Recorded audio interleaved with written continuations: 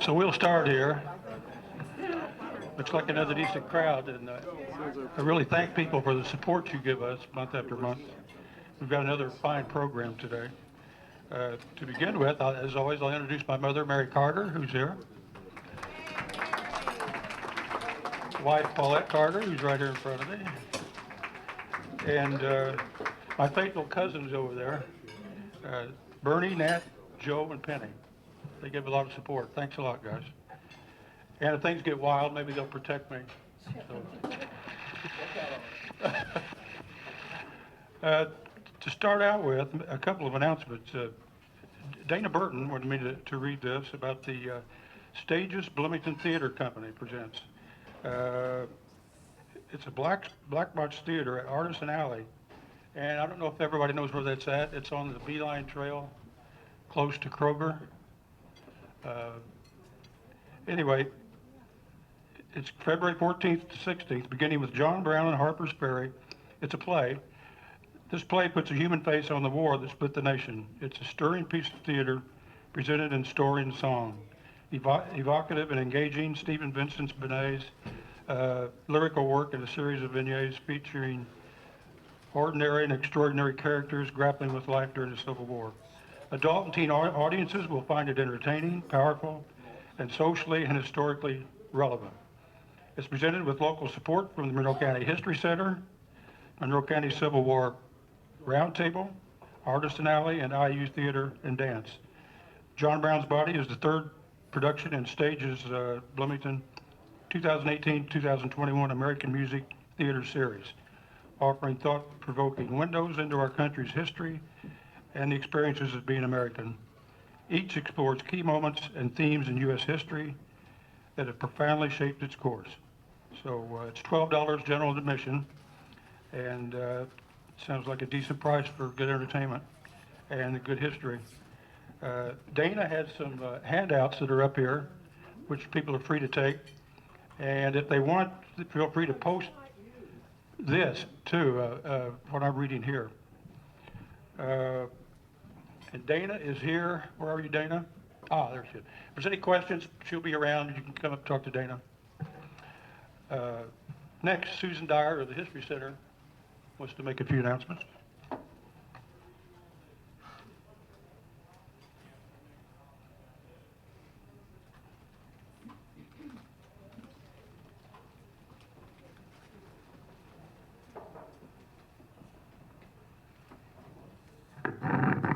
Hello, hello. We've got some fun things going on that I want to make sure you guys all know about. Puzzle Fest is this Saturday. Now we're sold out as far as registration for people that can do puzzles, but you can come and watch, you can come and buy puzzles, and that's going to be held at Girls Inc. this year because we outgrew the History Center. So that's from 10 to 4. It's free.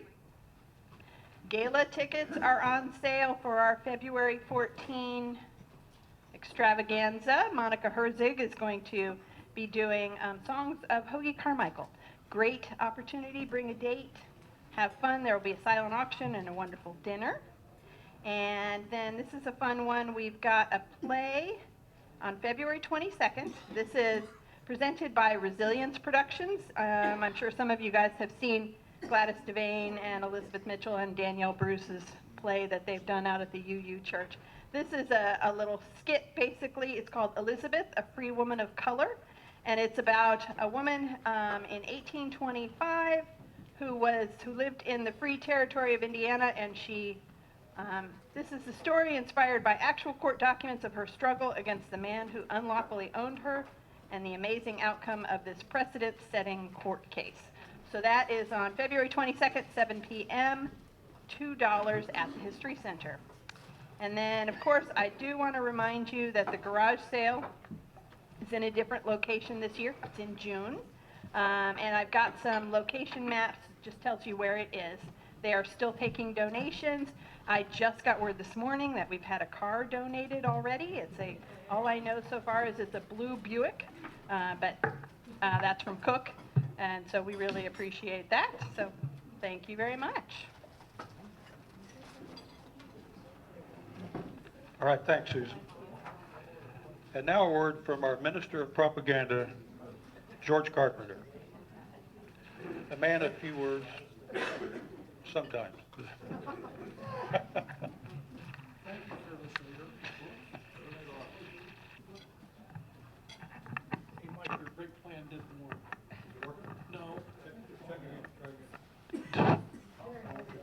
Thank you, fearless leader. He calls me Minister of Propaganda. Moose and squirrel send regards. Okay. As Mike introduces his wife and mother, I'd like to introduce my wife, Mary Ann Carpenter. Thanks everyone for coming. This is a real milestone. We've been doing this now for pushing 7 years. Had no idea that within the community of Bloomington that there would be a niche for something like this. And it's always great to see the level of speakers that we have here. And with the Legion, I want to thank them very much for allowing us to have the presentation here. Good, free parking, a good meal, a very nice place to meet. So we're always glad here. Our servers are Chantel and Brooke today. Please be generous with them. Otherwise, we're liable to have to go back and pick up the food ourselves one of these days. Also like to thank CATS. CATS makes it possible for us to be able to show the rest of the world on YouTube what it is we do here. We're here making history, remembering history. And it's great to see you here today. Does anyone have anything for the good of the cause? Let me know. One last thing. If you'd like to be on our email distribution list, please see me at the end of the meeting. That way I can get you signed up. If you have signed up before and haven't been getting your email from me, if that's you, okay, then I'll speak directly to you. This email list is put together by a human being who's very faulty. So I beg your indulgence, and I will try to do better next time. Okay, thank you. Y'all have a good day today. I'm looking forward to this presentation. Thank you. Thanks, George. How many people are first-time attendees here, by the way? All right. I had a suspicion there were a few. Thanks for coming. I hope you return. With all this talent we have lined up, I think you will probably. Here's an updated list of the future programs for the History Club. I tell people all the time, this list isn't written in stone, it's in flux. And to that, I had to make 4 changes this last week. So the list I'm reading you now is not the same as I read last month. It may not be the same as I read next month. It's just the way it is. February 25th, which will mark our 7th anniversary, our exact 7th anniversary. Local historian Duncan Campbell will discuss local architect John Nichols, who designed many homes in Bloomington in the early 1900s. His slide presentation will identify local homes and buildings that he designed and are still standing. March 17th, 2020. This is kind of a bonus program. There are 5 Tuesdays in March, and sometimes we throw one in the middle. We can sneak this one in. James Lee Hutchison. James was a radio operator on B-17s in World War II. I think James is 94, but he speaks a lot, and he's written a lot of books. He calls this program a World War II bombing mission through the flak and back. And we'll use a PowerPoint series of combat photos. Sounds good to me. March 31st, Jake Butler, a returning speaker, will give a program on the history of transportation in the county. It will cover Native American and early settler paths, water transport, the county's first roads, horse-drawn travel, the rise and fall of the railroad, the advent of the automobile, and the improved road network. That sounds kind of ambitious to me. I'd be way too lazy to even try that. But now on April 28th, Dr. Clay Stuckey, who's given many 7 or 8 programs for us, and he's good, and it's Stuckey, not Stuckey, rhymes with cookie. He'll give a program on the KKK and the notorious D.C. Stevenson murder trial involving Madge Oberholzer in the 20s, which kind of signaled the downfall of the Klan in Indiana. May 26th, Jeremy Boshears will reprise his program on covered bridges in Monroe County that he did some time back. It won't be the same program, though. He tells me he's got much more information, many more photos that we haven't seen before, so it won't be a repeat of the same program. On June 23rd, Brad Cook of IU Photo Archives will return to show more vintage photos of Old Bloomington. His photos are always a big hit with the group. He's been on 3 or 4 times as well. On July 28th, Michael Stillwell and Michael White, Adam Stillwell of Cats TV back there will give a presentation on the origins and history of Cats TV, who records and televises all our events. It's been around for 45 years or longer, so the history should be real interesting. August 25th, Nelson Schaefer, retired IU geologist who is among us today out there, will give a program called Building with Beauty about various uses of geodes in construction. Who knew? I didn't. September 29th, James Capshew will give a program on Herman B. Wells entitled Beyond Being Lucky, Herman B. Wells and Indiana University. He wrote the book Herman B. Wells, The Promise of Indiana University. Derek Ritchie, I believe, is going to step in the October slot to give a program on the Hunter and Labrador mansions, which were torn down in the 70s, which was a horrible thing. They were up on, I think, 11th and Walnut, roughly, at that time. What's that? 11th and College, yeah. Okay, to today's program. We have David Norb. David gave one on us for Spring Mill a year or 2 ago. And so he's back with a different subject called the Revolution in Flour Milling in Indiana, including Monroe County, 1820 to 1920. David is a professor emeritus of journalism and adjunct professor emeritus of history at IU. So, David, here we go.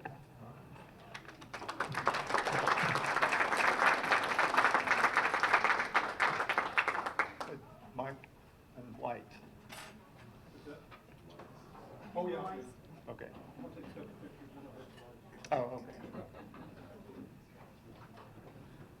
Well, thank you for inviting me. Oh, I forgot about that. If this comes out, I'll hold it. Okay, does that sound pretty good? Yeah. All right, great. It's great to be back here, and I've been working recently on a broad history of flour milling in Indiana that started with that spring mill work that I did. I got interested broader and broader subjects about milling in Indiana, and that's what I'm here to talk about today. As you can see it, what's that? Yeah. Okay. Now you can hear me pretty well here. Yeah. Okay. Here we go. So I'm starting out here with a little nostalgia, the old mill and its memories. That's a picture that you've seen things like this many times. It's the kind of thing you see on calendars or other nostalgia objects that we have in our own time. And it's very familiar scene of a water-powered mill. But the reason I chose this picture is because of where it comes from. This picture is from a milling trade magazine from 1893. So 1893 is when this picture appeared. And the reason why a nostalgic mill picture appeared in 1893 is because mills like this had utterly disappeared by the 1890s. And people at our age, my age, who had grown up maybe as millers started as a miller in a mill like this, knew already when they were in their 60s or 70s and 1890s that this was an era that was completely gone. And that's the story that I want to talk about today. I don't want to talk really about the old mills. I want to talk about the mills that replaced the old mills. Nostalgia is an interesting thing. It's strongest and quickest when the revolution that wiped out what the nostalgia is about is strongest and quickest. And that's why the old mill by 1890s had become an object of nostalgia.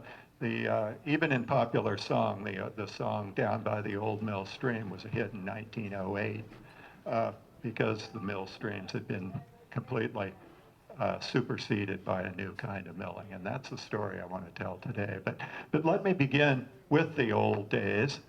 This is a picture you may have, some of you have probably seen before. You may have seen it before. This is a Monroe County mill. It's the Carter Mill. Mike Carter's family ran a mill down in Indian Creek Township. Great-grandfather.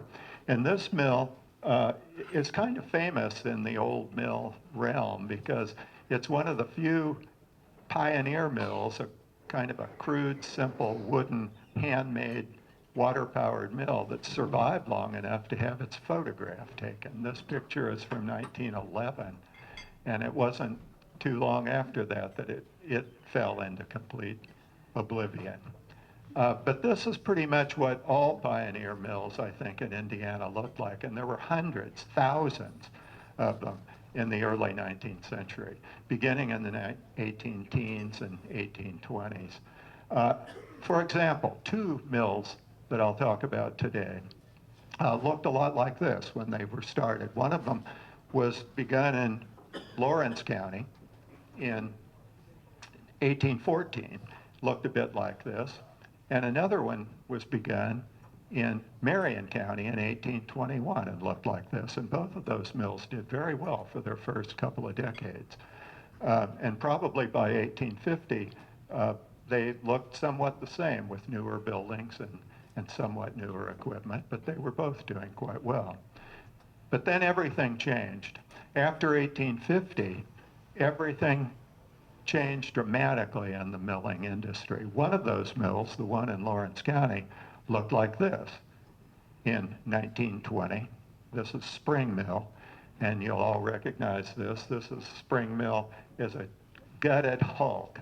It's a nice building, but there's nothing in it. It's completely abandoned. It's a ruin. The other Marion County mill, Acme Evans, in 1920, was one of the most modern, largest, and up-to-date flour mills in the country at that time. And this is Acme Evans in 1920.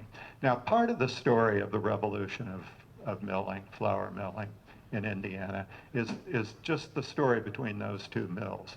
The death of small mills and the growth of a huge milling company like Acme Evans. But there's a middle range story too that I think is important, and that's suggested by this one. This is the Blish Milling Company in Seymour about 1910.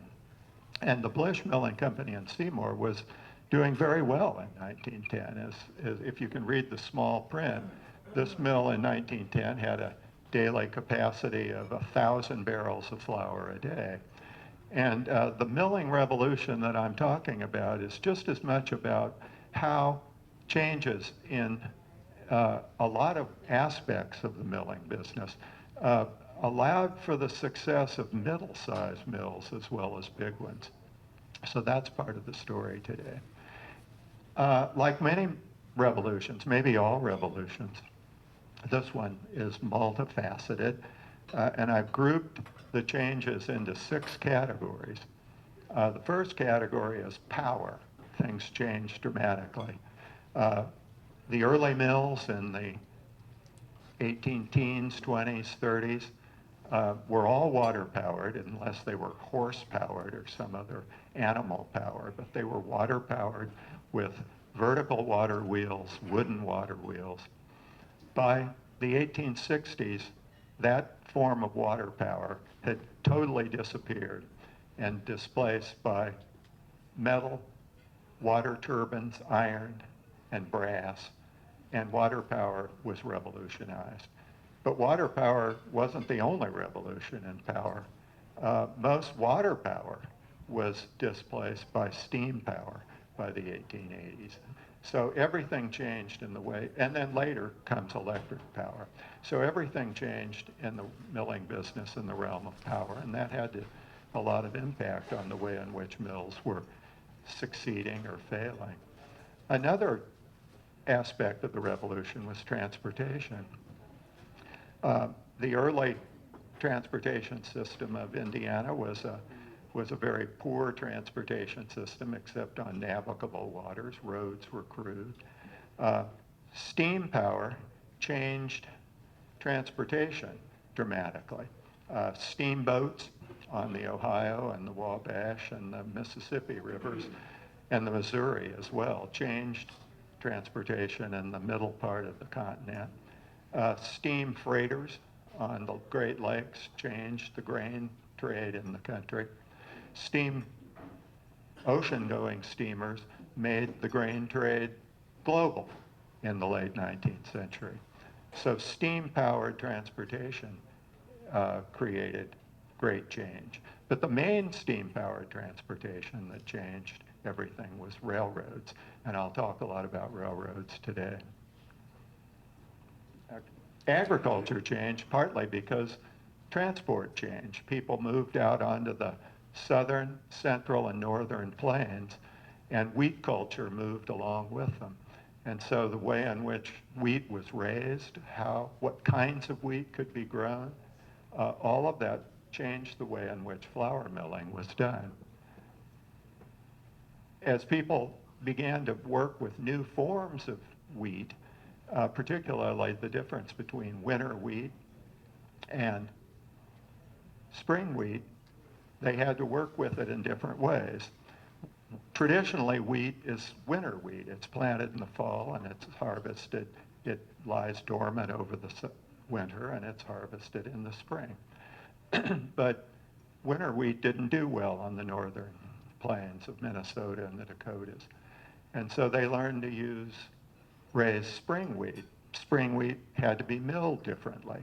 And so new processes for milling were developed in the late 19th century. That's where the process comes in. They called it new process.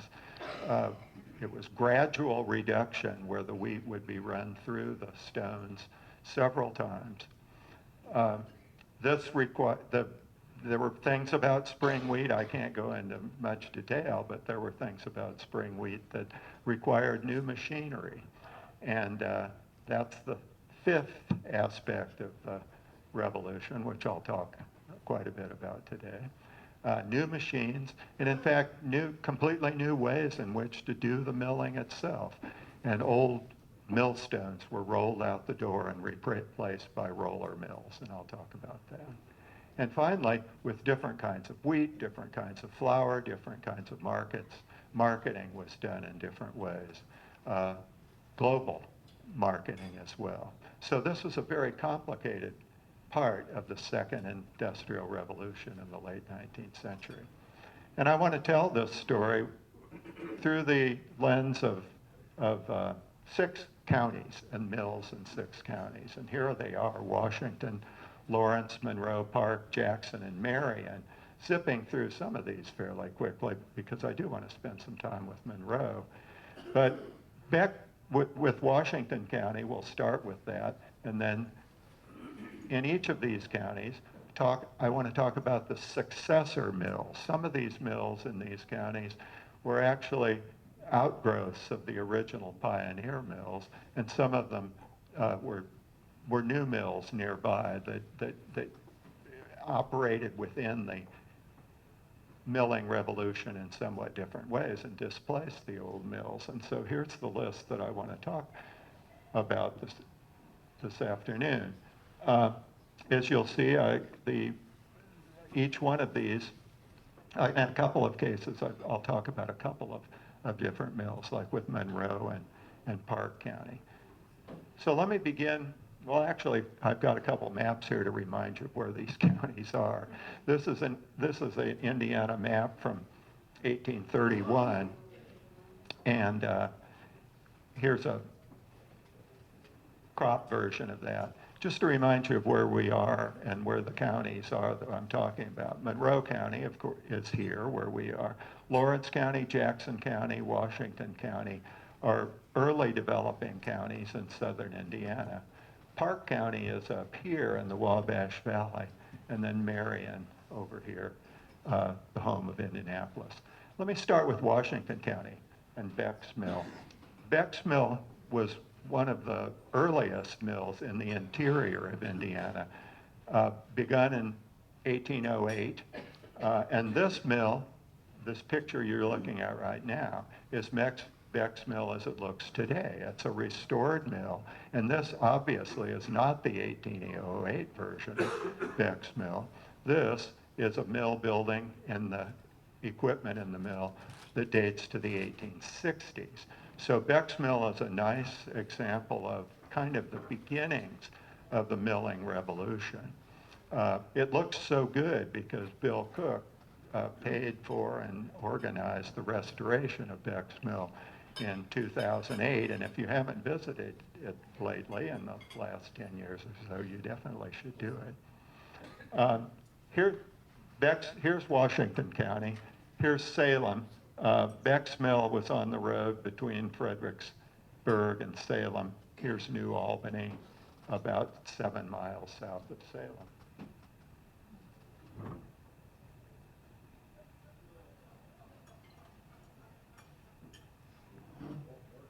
So here's Beck's Mill in about 1918, I think, after it had been abandoned. And it's a nice photograph of Beck's Mill, not too much different than it looks like in its restoration. Here's what it looked like right before it was restored. And this is a good image of why a mill was built, might be built where it was built. This one was built, like many mills in southern Indiana, little early mills, right at the mouth of a cave spring. And all you had to do was just dam up the cave and fill up the cave with water. That became the mill pond, and run the water out of the cave. I'll go back to this and I'll tell you a little bit about how Beck's Mill illustrates the changes in power in the milling revolution. There is a vertical water wheel, but it's metal. It was iron and was a very unusual installation in the late 19th century because almost all mills, when they got rid of the wooden water wheels, which they got rid of as fast as they possibly could, they replaced them with water turbines. And that's what you're seeing. This is a turbine case, and that's a turbine case. Beck's Mill had 2 turbines, and they're fed by a iron pipe flume. All of this iron is part of the changes in the way milling was done and the way power was delivered beginning in the 1850s and 60s. This case has its turbine removed from it and unrestored, and it's sitting inside the mill. This is a turbine that operated a sawmill in the 19th century. The other turbine operates the wheat mill inside the building today. This is what that turbine looked like in the catalog that the Becks bought it from, made by the Leffel Company of Springfield, Ohio. And this is how things were done by the 1860s. If you needed water power, you got a catalog and you bought a turbine from a manufacturer, possibly in Ohio or Indiana or some other growing industrial city of the Midwest. This is what the Leffel and Company Works factories looked like in Springfield, Ohio in the 1860s when the Becks bought their turbine. Here's a Leffel turbine today, just to give you the idea, but that's another story. The Leffel Company is still in business and still making water turbines today, but I'll skip that today and instead tell you how a water turbine works. Water comes in from all sides around the sides through louvers or wickets and flows out the bottom and turns the blades. This is from the Leffel catalog that shows how turbines were usually mounted at the bottom of a wooden flume, a box that was high enough to put so that the head of the flow of water would create the pressure that would run the water through the turbine that would come out the tail race at the bottom. The Becks had an iron flume, and so the turbine was inside that iron case. But power was not the only thing that was changing for the Becks Mill in the 1860s. Mill stone manufacturers were beginning to manufacture whole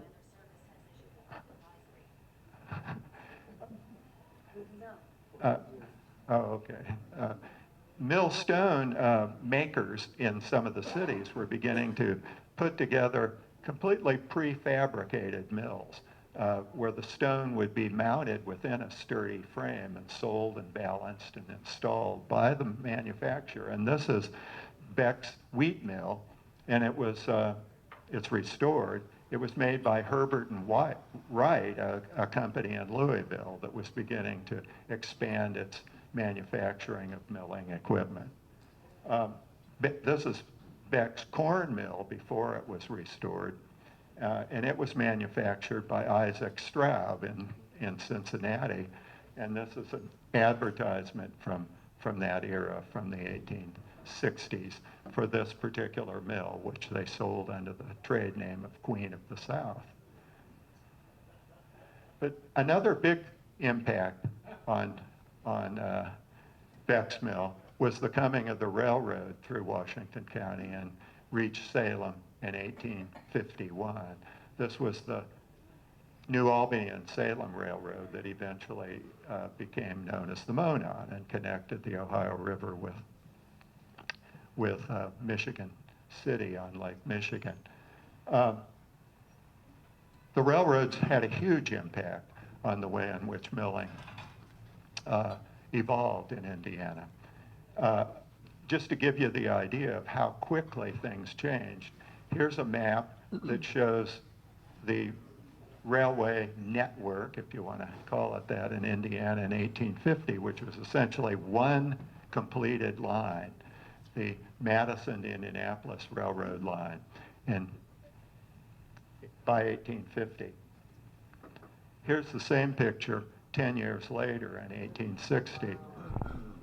2,000 miles of railroad was built during that decade. This is just 1860, and of course railroad building continued. Here's an 1858 railroad map of Indiana and Illinois and Ohio that shows the railroads with their names written in. And the railroad that became the Monon and that had an impact on some of the mills I'll talk about today is this one. Begins in New Albany, through Salem, up through Bedford, Bloomington, Greencastle, and on to, and that's the New Albany and Salem at first, and later the various names in the Monon Railroad. Here's Washington County and how the railroad came through the county. This is the railroad snaking through the county there. I'll give you here's a crop that shows it a little sharper. And Salem, it is the county seat, and Salem became the center of most business because of the railroad. Beck's Mill, if you can kind of see with these roads that Beck's Mill and post office is still a crossroads and a post office. This map is from 1878, but Salem is beginning to become the business center of most things in the county. Here's a Salem city map from 1878, and this gives you a kind of an idea of how a town like Salem, which was an early settled town, 1814 I think it was founded along the Blue River, but this little creek called Brock Creek running through the heart of Salem was the water power creek for the town. And several mills were built, water-powered mills along that creek. But when the railroad came through, here's the railroad, and here's a close-up of that. When the railroad came through, no longer did they care about water power anymore, even though they had some water power in this town. And one of the mills that became very prosperous was the DePaul Mill. And the reason why, what does that have to do with the railroad? It's because the railroad lowered tremendously the price of coal and made steam power competitive with water power. And in fact, even made steam power in some ways better than water power because it was reliable and just as cheap in some cases. And in some cases, water power wasn't available, and it wasn't available in enough quantity, like on a little creek like Brock Creek. So the DePaul Mill is a successor kind of mill. And the entrepreneur behind that is Washington DePaul, who made a fortune during the Civil War with government contracts and grain trading, and had a number of flour mills, and then made its second fortune after the war with a glass manufacturing company in New Albany. And he gave some of that fortune to Asbury College in Greencastle, and they nicely changed the name of their place to DePaul University. And that's their founding moneybags guy. The railroad had a good deal of impact on how things then developed in Washington County. Bringing in coal, sometimes bringing in grain, allowing these mills to engage in the grain trade from distance, as well as milling flour locally. And Washington DePaul was one of the entrepreneurs who learned how to do that. The other important thing here is the steam engine, that the steam engine gave much more versatility to people who were deciding where to place mills and how to operate them. And by 1880, in Indiana, by the 1880 census, industrial power in Indiana was about 83% steam power and 17% water power. So that early, things had begun to change dramatically in the realm of power. Kind of the same story in Lawrence County. The mill that you're familiar with here is this one, Spring Mill, which is a beautiful restoration. This is a current picture of Spring Mill. And nice building, nice equipment, restored or rebuilt. To give you, go back to the maps for a minute here. This is one of my favorite maps of the 1830s. This is an 1839 map, a postal map, a post road map of Ohio and Indiana. And if we home in on the two local counties here, Monroe and Lawrence, we can really get a sense of what sort of roads we had here. This major road through Spring Mill, Bedford, Springville, Bloomington, and on north is what's known by its marks here as a 4-horse post-coach road. It's the major north-south road between Indianapolis and Fredonia on the Ohio River. It follows north of Bloomington, it goes to Martinsville, Mooresville. This might sound familiar to you. It's essentially the route of Highway 37 in later decades. But you'll notice that, and it's the only 4-horse post-coach road in our counties. The others are smaller roads, two-horse roads or 1-horse or sulky roads for postal delivery service. And this road in Lawrence County, Spring Mill was a major center for roads. This north-south road goes through Spring Mill, up to Bedford. The roads, these are stylized roads. It doesn't really show the winding roads through the countryside. It just shows the type of road and the destinations, the major stops. So the road goes through Spring Mill, Bedford, and on up to Bloomington. But that road by 1910, when this picture was taken, that's the road. This is this is the main road between Indianapolis and the Ohio River with the stagecoach road in Spring Mill Village, and it's essentially abandoned. And another scene of that road looking north, totally abandoned. And meanwhile, the railroad is right up there on the bluff going by Spring Mill, and Spring Mill is being displaced and closed. So when Spring Mill was restored, it was restored in the age of mill nostalgia. And so there was no sign of a water wheel, no sign of any of the old equipment inside. So in 1930, they built it all from scratch. These are the guys making Spring Mill into an 1830 mill in 1930, building the water wheel, building the axle of the water wheel. And these are the wooden gears, all built by hand in 1930 after the state took over. The reason for that is that Spring Mill had been completely thrown its water wheel away, and it tried to make its way in the age of the milling revolution. There are no photographs of Spring Mill with a water wheel that you're familiar with. In fact, this is the only photograph I've ever seen of the side of the mill that had the water wheel on it. This is from 1901, and there's clearly no water wheel there.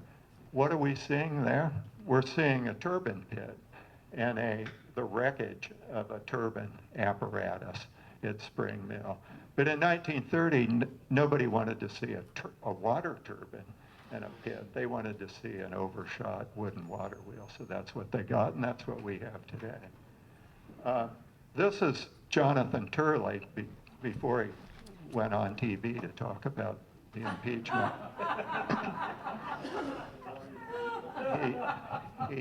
In these days, he was the owner of Spring Mill, Jonathan Turley, and he in 1880 decided he was going to modernize the mill, and so we know he bought a turbine. We don't know what happened to it, but we know he bought it because he signed a promissory note, and he actually paid part of it at least, and because his business papers have been preserved in the state library. And he thought about doing a lot of remodeling in the mill in 1880, 81. But he did get this water wheel, an 8-inch Victor turbine from Stillwell and Bierce Manufacturing Company in Dayton. And here's what Stillwell and Bierce, their factory, looked like in 1881. Another one of these firms that made equipment not only for the big guys, interestingly, Stillwell and Bierce made, in this same year, they were selling an enormous water turbine to the Pillsbury Company in Minneapolis to put into the largest water mill in the world. At the same time, they were selling this little 8-inch brass wheel to Jonathan Turley down in Spring Mill. This is what he got for his $370, I think he paid. And probably it looked something like this when he installed it, because he did get an iron flume, an iron case, the way Beck's had. And at first I thought that the ruin we saw was a wooden flume, but if you look closely at this picture, I think you see an iron pipe in the background coming down there. And all of that is totally gone now. And if there was any remnant of it, the restorationists of 1930 didn't care about that. They wanted to get rid of all of that stuff and get that out of the way so that they could restore this mill to what they believed was the way a mill should look, which was with a wonderful wooden overshot water wheel, which they did. It's a beautiful, beautiful one.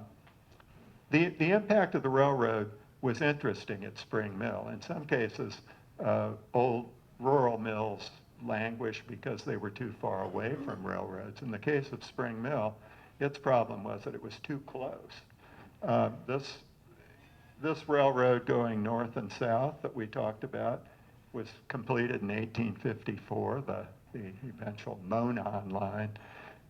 This east-west railroad through southern Indiana from Cincinnati to St. Louis was completed in 1857, and they crossed in Lawrence County. And you just know that when railroads cross, you're going to get a town there. And the town that we got in Lawrence County was the town of Mitchell. And it's so close to Spring Mill, it's within 2 miles of Spring Mill, that I've often thought that if things had been done just a little bit differently, and if water power had been a little more valuable for industry, that this would have been just simply an expansion of Spring Mill. And the crossroads might have been called, as some places were, Spring Mill Crossing. But the water power just wasn't valuable enough compared to steam power with access to the Indiana and Illinois coal fields on the Ohio and Mississippi Railroad. So Spring Mill in this map this is a railroad map from 1858, is still a crossroads, but the real crossroads is the crossroads of the railroads. And here's that crossroads today. This is the east-west railroad looking towards Cincinnati and Spring Mill. It's now the CSX. And this is the abandoned line of the Monon in downtown Mitchell. Here's a map of Mitchell from 1879. And homing in close on that, we can see that the coming of the railroad didn't put flour milling out of business in Mitchell. A flour mill grew up right along the railroad track.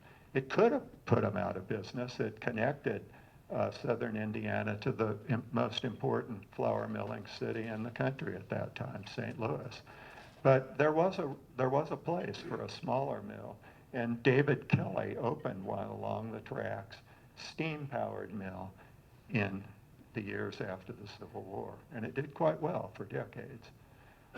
Bedford also is a railroad city that had the same experience with a rural water-powered mill nearby that was superseded by a steam-powered mill in town. This is an 1879 map of Bedford and its relationship to its hinterland, including Salt Creek, meandering along here. And a mile or two north of the city is the most important grist mill and flour mill on a water-powered in Lawrence County, the Rollins Mill. Here's a somewhat later map, but it includes the town of Olytic, so if you know Lawrence County, it'll help you get yourself oriented here a little bit. Where this is Salt Creek, and the mill was right on Salt Creek, right where Old Highway 37 comes out of Bedford and goes through Olytic and on up to Bloomington.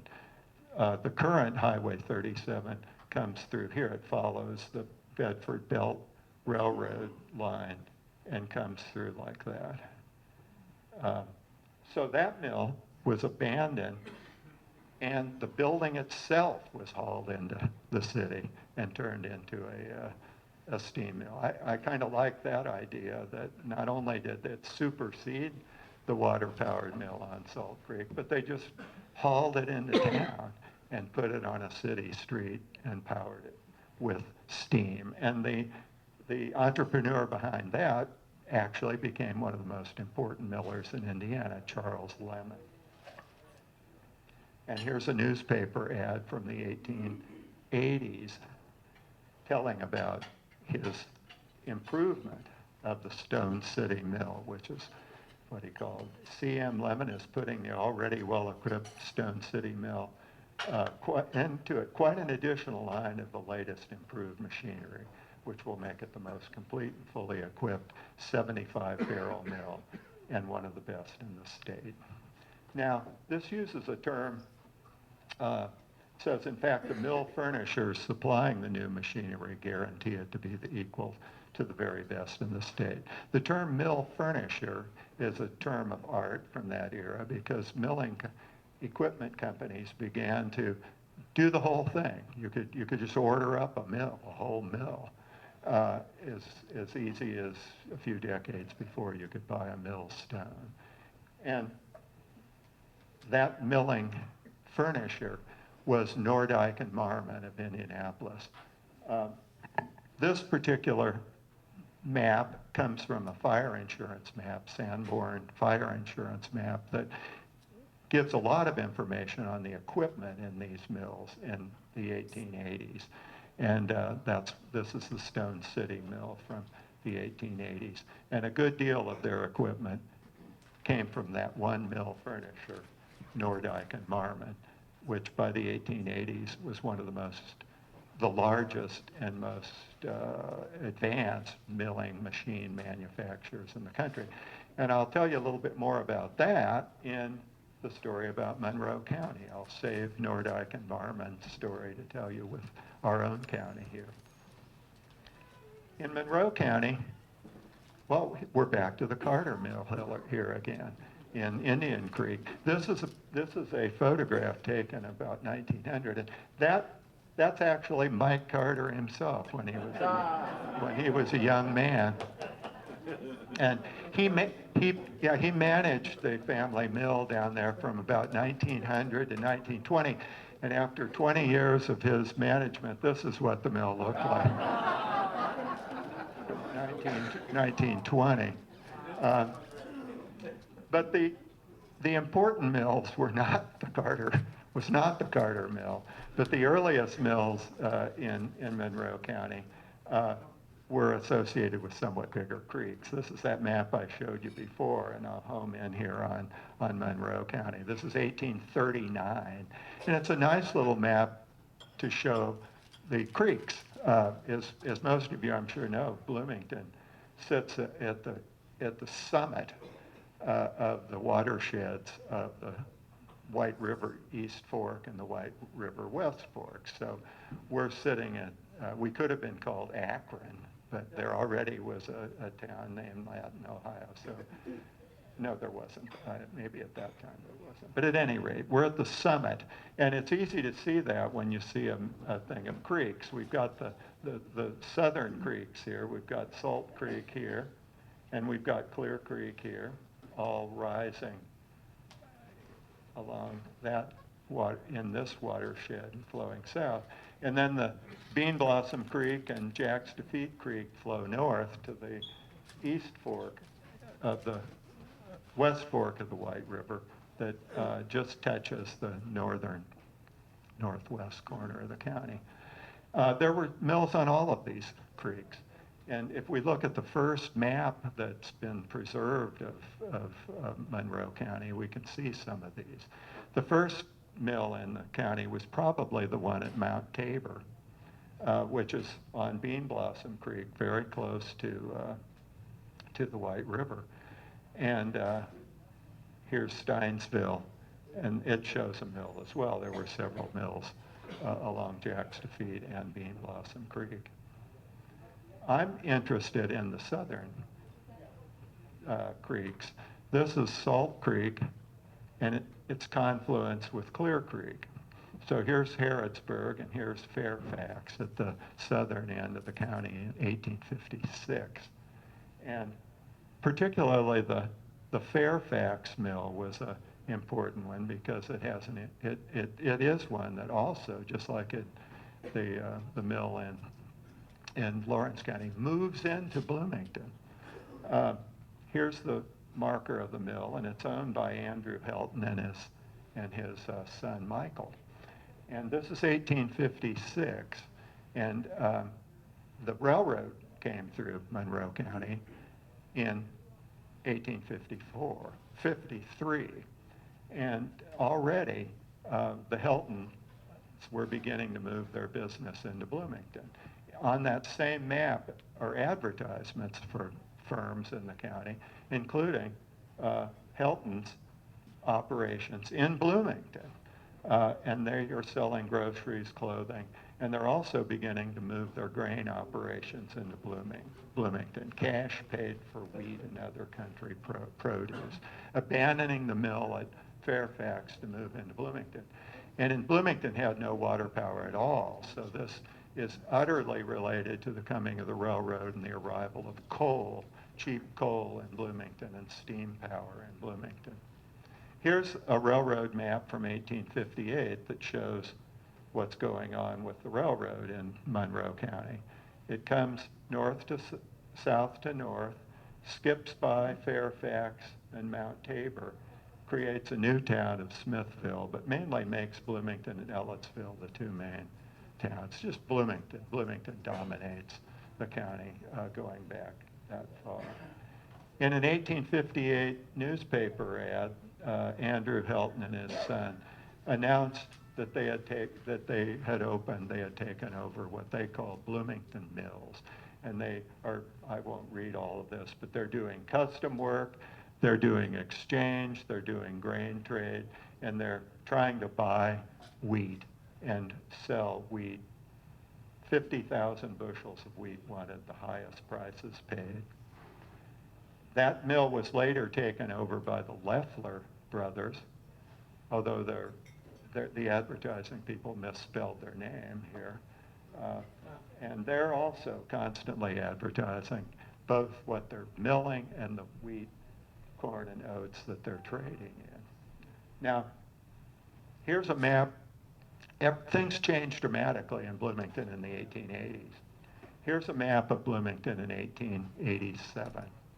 And if I focus in, well, I'll go back and just say this is essentially all of Bloomington in the 1880s, from 10th Street to about 2nd or 1st Street. And if I home in a little bit here, you can see where the Bloomington mill of the Leffler brothers, the Heltons and the Leffler brothers was. At the corner of 6th and Railroad, or Morton Street is today, on the corner, right by the railroad, just a little bit north of the depot, and right by the locomotive repair house that was built there in that era.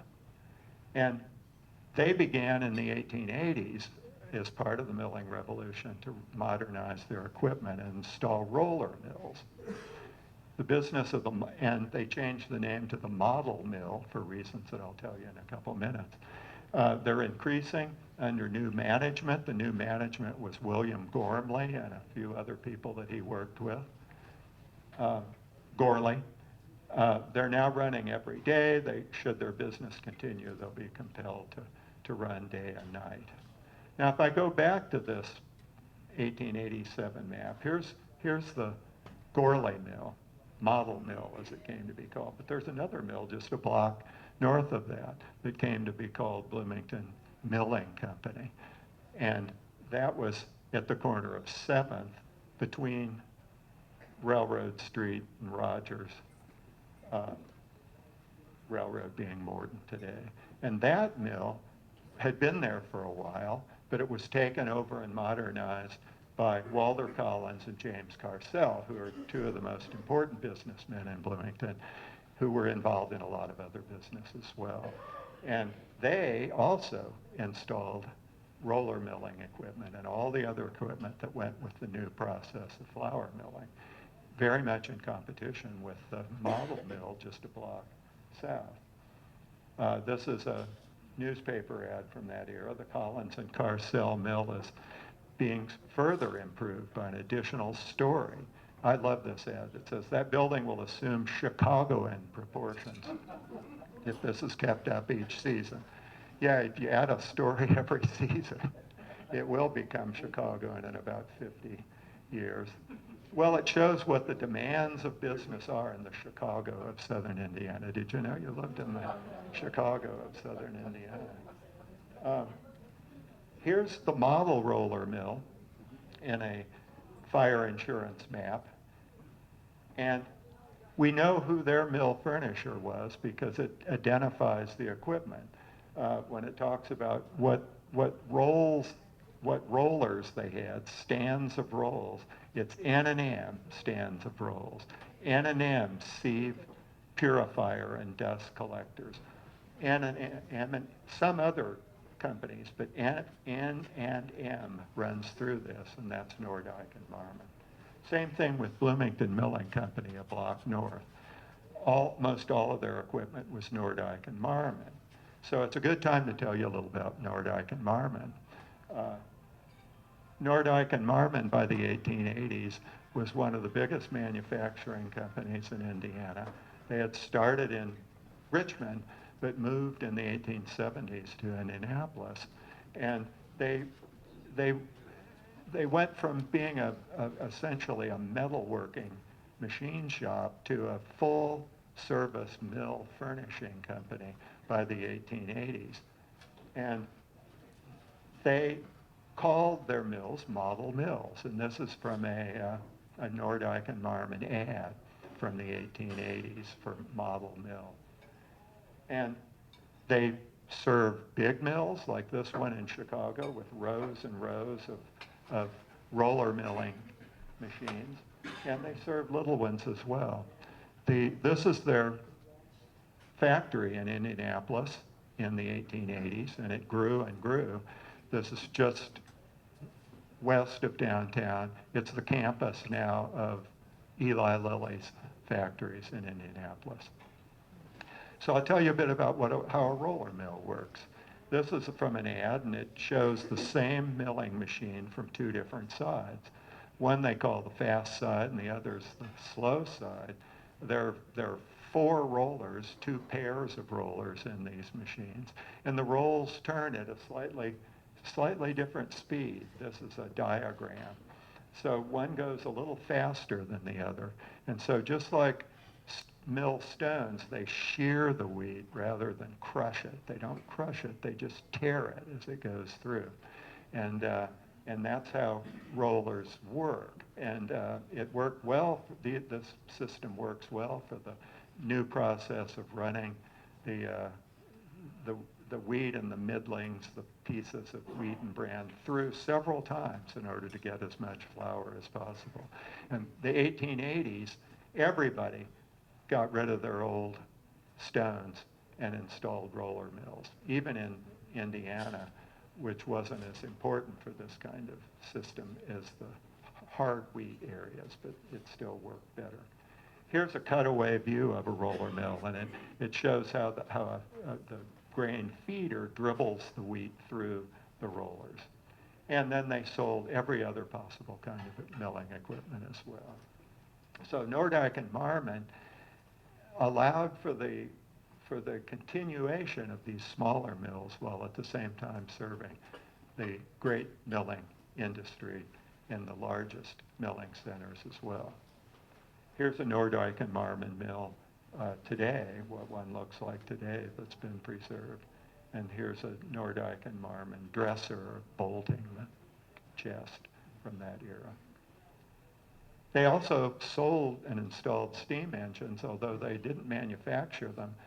This is a steam engine that they used. Their main supplier of steam engines was Atlas Engine Works of Indianapolis, another case where Indianapolis begins to become a central player in the milling revolution. So here's where the model mill sat. This is a picture from 2004, I think, that shows the railroad going up and making its turn through north. We're looking north. This is where the model mill sat along the railroad near Morton Street.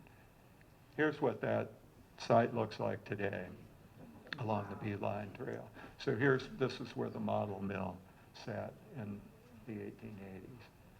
And here's a view of the Bloomington Milling Company in the 1980s, just south of Showers and just to the east of Johnson Creamery.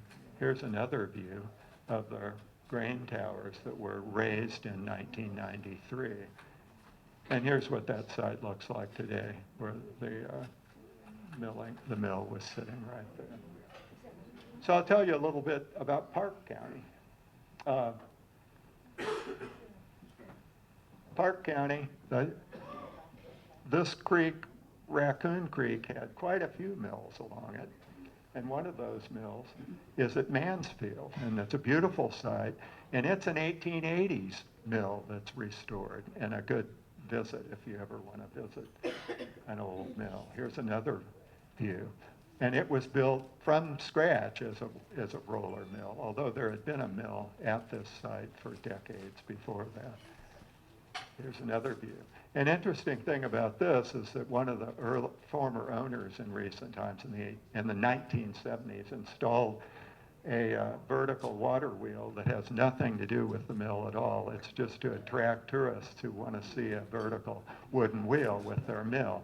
But the turbines are all underneath there doing their job as they've been doing since the 1880s.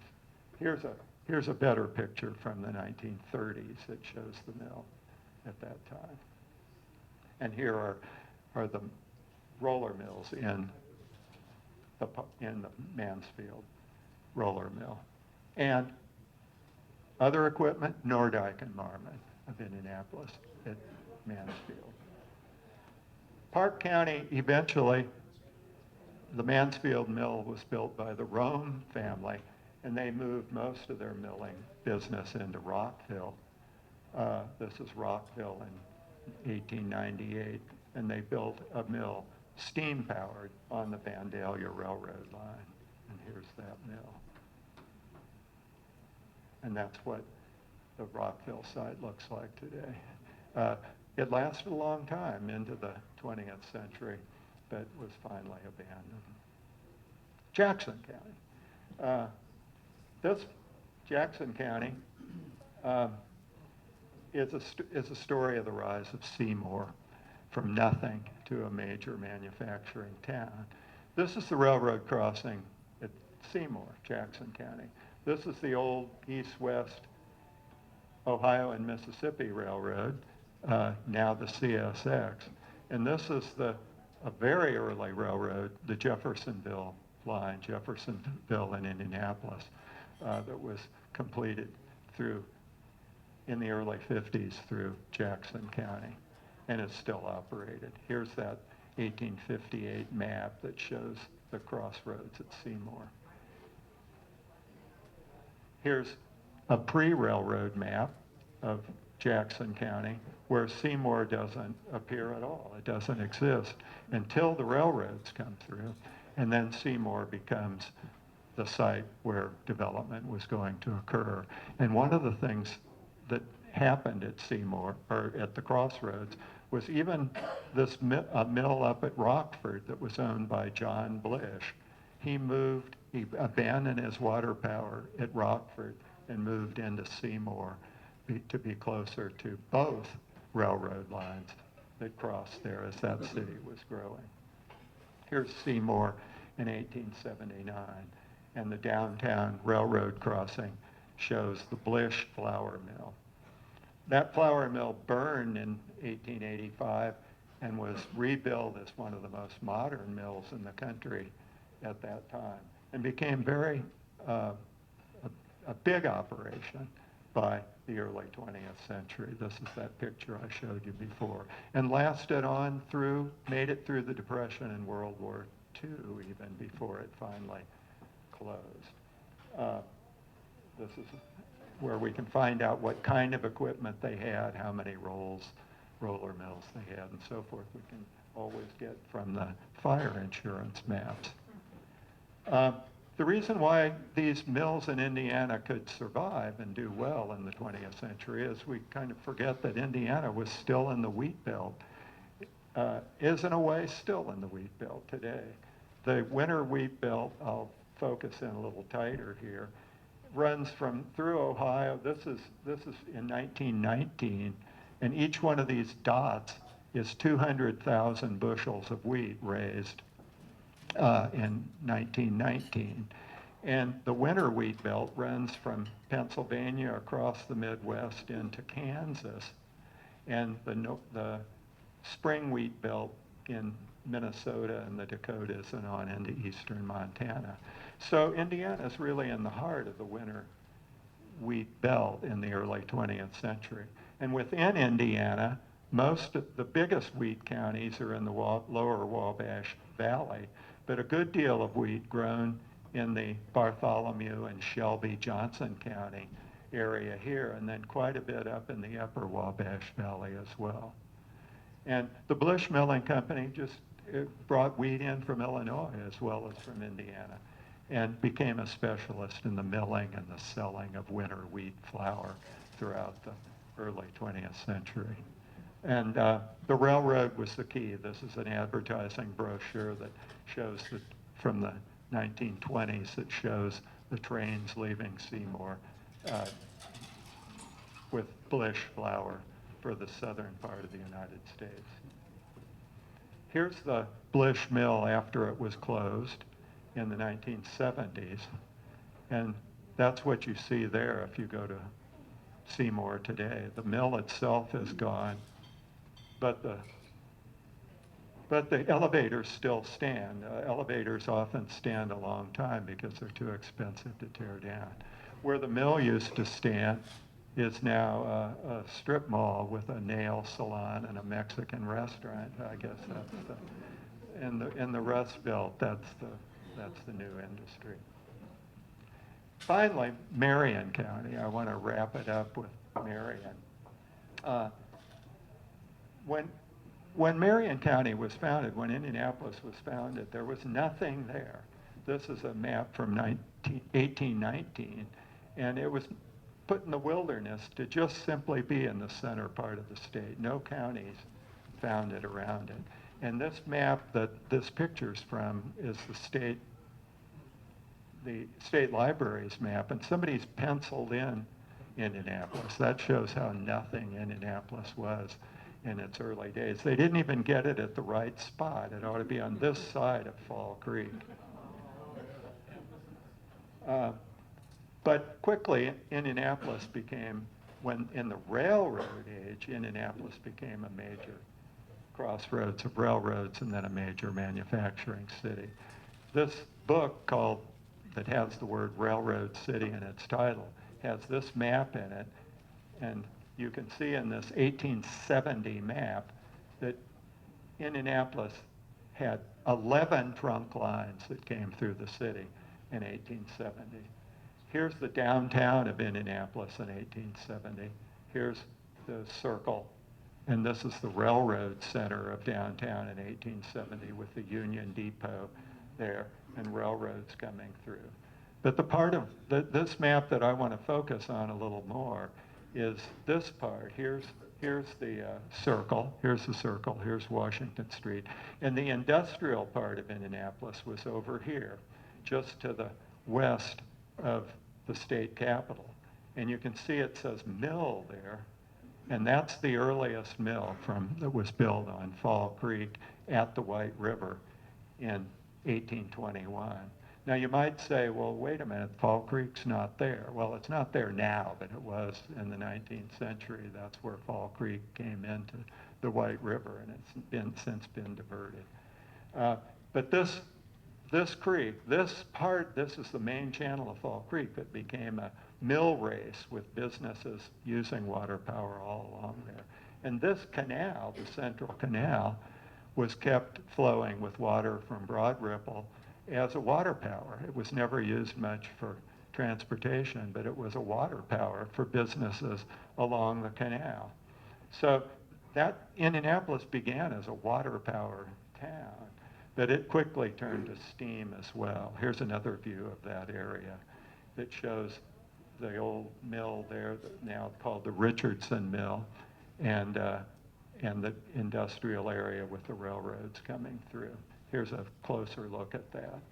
And what this mill called the Hoosier State Mill, with Hoosier misspell, and the Acme Milling Company here on National Road near Washington Street merged in 1909 to become Acme Evans, which was an enormous milling company of that era. Here's the Hoosier Mills on the river. And by the time 1887, when this map was made, there was no water flowing through there at all. Fall Creek had been diverted, and this was entirely powered by steam. And here's the Acme Mill on the canal. This mill site started as a water power on the canal, didn't bother with water power by the 1880s, powered by steam. Here's what the Evans Mill looked like. the several mills of Acme Evans. Around 1900, and this is the old National Road covered bridge across the river. And Acme Evans, these mills together produced about 3,000 barrels of flour today and constantly advertised, this is from 1910, their winter wheat flours. Indiana produces 30% more wheat than any other soft winter wheat producing state, and the quality of Indiana flour is unexcelled. Try our brands on the new crop. A disastrous fire burned their biggest mill, and it was the one that was quickly replaced in 1918 by what at that time was the most modern flour mill in the country. And they put out a promotional booklet in 1919 to promote their new mill, to promote all the businesses that they were in, milling wheat from all over the country, engaged in a variety of grain milling and grain dealing, and many, many different brands of feed and grain, but mostly of flour brands, including Easy Bake, which was their most famous cake or family flour. And they promoted Indianapolis as the center of the continent for grain trade and grain milling, bringing grain in from the northern plains, from the western central plains, and exporting through Boston, New York, Philadelphia, Baltimore, and Norfolk. That mill was built and furnished by Nordyke and Marmon. And for both companies, Acme Evans and Nordyke and Marmon, the whole thing was a triumph and made Indiana and Indianapolis central to the milling industry in the country at that time. This is what the Nordyke and Marmon factory looked like in 1920. And this is what the downtown industrial area looked like in 1930 in Indianapolis. And an aerial view of the mill in 1947, the old mill on the river. This is the White River, this is Washington Street, this is the old National Road, now called, then in 1947, Washington Avenue. And this is the Acme Evans Mill in the 1947 up to the 1980s. But that's what that area looks like today. This is Washington Street. This is the White River State Park. Washington Street crossing what's now a pedestrian bridge. This was the National Road, which is now a walkway. And right next to where the NCAA building is where the Acme Evans Mill stood. Now in the 1980s, they were sold to Archer Daniels Midland. And Archer Daniels Midland, this is another view of the downtown. Archer Daniels Midland didn't close it right away, but they closed it pretty quickly and moved to Beech Grove on the outskirts of Indianapolis. Archer Daniels Midland took the milling equipment that had been modernized in the 1970s, took it off to Beech Grove, and finally in 1994, the old Acme Evans Mill was raised to build the canal areas like this and the White River State Park. That's what Archer Daniels Midland and Beech Grove looks like today. And in 2014, they did a major expansion and made that mill the third largest flour mill in the country at that time in 2014. So this mill traces its roots back to the 1820s when their mill probably looked something like that. So that's my story from that to that, and that's a bicentennial report on the milling industry in Indiana.